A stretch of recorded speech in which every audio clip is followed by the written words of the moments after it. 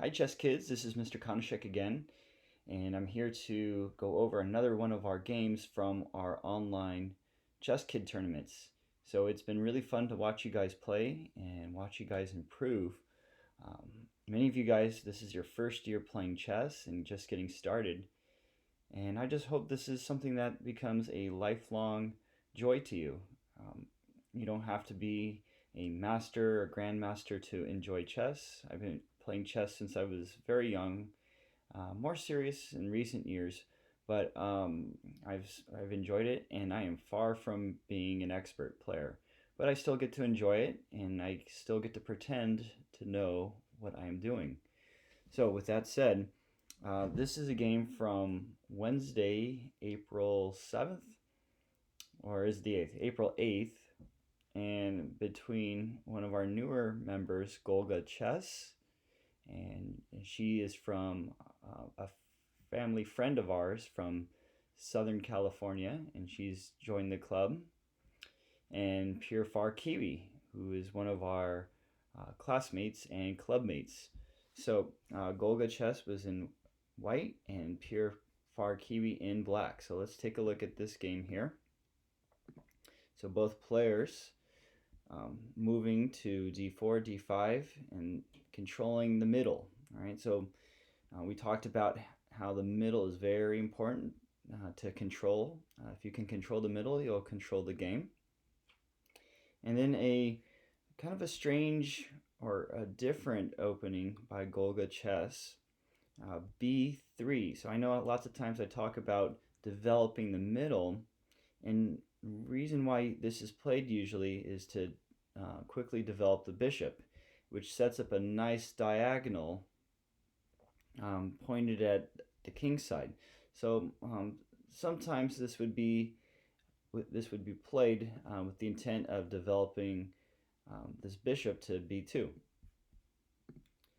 So black continues with e6, and not a horrible move, but what this does do is this is kind of tentative because it restricts your bishop here, it restricts this diagonal, and it just kind of seems in the way a little bit. So a better move may have been to develop the kingside knight.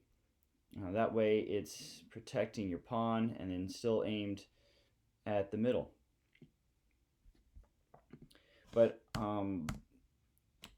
Golgachess plays c4, so a very different opening. And what's fun about openings is that there's so many different kinds out there. Some people, they live and die by openings. They remember what we call book openings, and there's all these ideas out there about what's the best opening and what should be played or should not be played, and things like that. I don't worry too much about openings and what's exactly the right move. There's just general ideas that are good, and the general ideas that we want to make sure we do are to develop our pieces and try and get as many pieces out pointed to the middle of the board. So if you can do that, you're going to be on your way to playing a good game. So interesting move here. So white is pretty much daring black to just take it and to trade off. So we'll see here, there's just an exchange of pawns, and what that does is it gives white a pretty good control of the middle here. Right? So this pawn here is defending e5, and this pawn here, d4. So these four squares here are pretty defended, and with the intent also to maybe advance this pawn here and to really take control. So interesting move by white. I kind of like it. Maybe I should use it. Okay, so black moves this pawn again. So this kind of breaks one of our principles. I don't want to call them rules because they seem so restrictive, but we want to try and avoid moving the same piece twice in the opening, right? So e6 was played already, and then on the very next move, moving this pawn up again. We want to try and get other pieces out there, right? So it's kind of almost like a race to see who can get the most weapons out in this battle. Okay, so Golgachess plays another move off to the side. So something she's got up her sleeve here. Maybe to bring out the rook, maybe to kind of throw off black a little bit. So a very different move here, but I'm thinking she wants to get her rook involved. So black just goes ahead and takes the pawn. He's not fooling around here.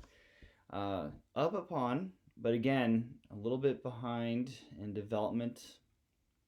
Although for Golgachess, she's not quite all developed as well, with no minor pieces out, and then not really able to develop her knight here.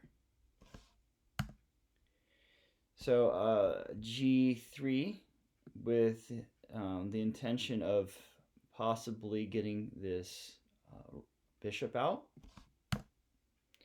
And again, for black, pushing this pawn all the way down the board here, kind of questionable, or very questionable, I would say, because you know, yeah, up a pawn, but we want to try and get more pieces out. All right, only you can't win a chess game by just sending one pawn all by himself. So right now, both players are both sides. This kind of looks like a, the first dance I went to. Nobody's occupying in the middle, so everybody's just kind of off to the side. Nobody's really wanting to get the minor pieces out there. We want to try and get our pieces aimed at the middle. And so Golgachess throwing in a check here. And so causing black to kind of hang back a little bit. So neither player is castled. Very, very early, kind of early in the game, but I would think by now we would want to be a little bit more developed and a little bit more aggressive. So Golgachess getting her knight out. And then PureFarKiwi looks like he wants to double up on this diagonal here with the bishop and the queen. Okay, again, development is probably better.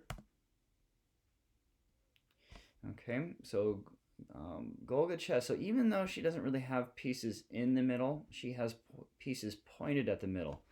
So she's got some interesting ideas here. We've got, she's got her knight pointed out. She's got her bishop through this diagonal.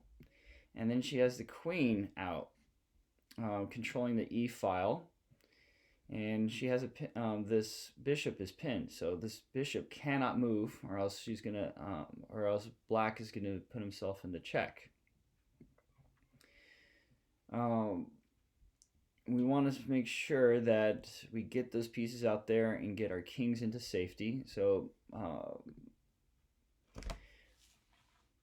black here with a good move here. So putting the knight to the queen, so which limits this knight now. So this knight cannot or shouldn't move on out and develop out towards the middle, that would leave the queen hanging. Okay, so castle, and then here we see some development now. So it looks like the game is opening up here. Okay, so Golgachess moves the queen out. So this is several times the queen has been moved out into the game. I think she's looking to chase this bishop out. Another idea, if you want to chase the bishop out, is maybe using one of your side pawns, but a little dangerous getting the queen out there at this point in the game ahead of your knights and your bishop, which are untouched. Usually you want to get your bishop or your knight out in the game, and then your queen is looking for open lanes and kind of hanging back at this point in the game. Okay, so developing your pieces changes the game up. So by developing here, PureFarKiwi is also going to back off white's queen, and it allows him the opportunity to get castled. So what that does here is, this is again, like I said several times, where white has had to move her queen, and if you're moving your queen around lots of times, that's taking away time from your other pieces. So think of it as like a game, right? And you want to try and get everybody involved, and if you're having your queen move over and over again, that's going to take away chances or opportunities for your other pieces to get into the game. Okay, so black's got a nice little attack here. Okay, so now he's got his bishop, his knight, both knights developed, and then the queen kind of in an open diagonal here. He's able to castle, and he's kind of taking advantage of white's lack of development here. So again, the queen is moved here. It might have been better just to move the queen back somewhere safe. And then a missed opportunity here for black. Okay, so black plays knight to b3, looking to attack the rook, which is a very important piece, and anytime we want to get that, that's a good move to make. Another move to make would have been putting the rook and the queen into a fork and just causing all kinds of trouble for white. So ways to avoid this: you never want to let another opponent just walk in onto your side. So we call that the space advantage, and we do that by getting our pieces out there and supporting our pieces, making sure that they're defended and not just hanging out there. And we want to actually try and get the other team pushed back a little bit instead of letting them march into our area. So in the game, this knight to b3 was played, and Golgachess is seeing an open file. So a great move to make, I think, is by just looking for open files. So this is kind of questionable because this rook is undefended. But Golgachess, as we're going to see, Golgachess is just willing to give up this rook for a nice sacrifice. So here we see a checkmate in 1. And she ends up winning the game here. Open file. So we can see how valuable and how dangerous open files are for rooks and queens especially. So we want to take that away. PureFarKiwi, we can see the dangers of not getting castled and how important it is.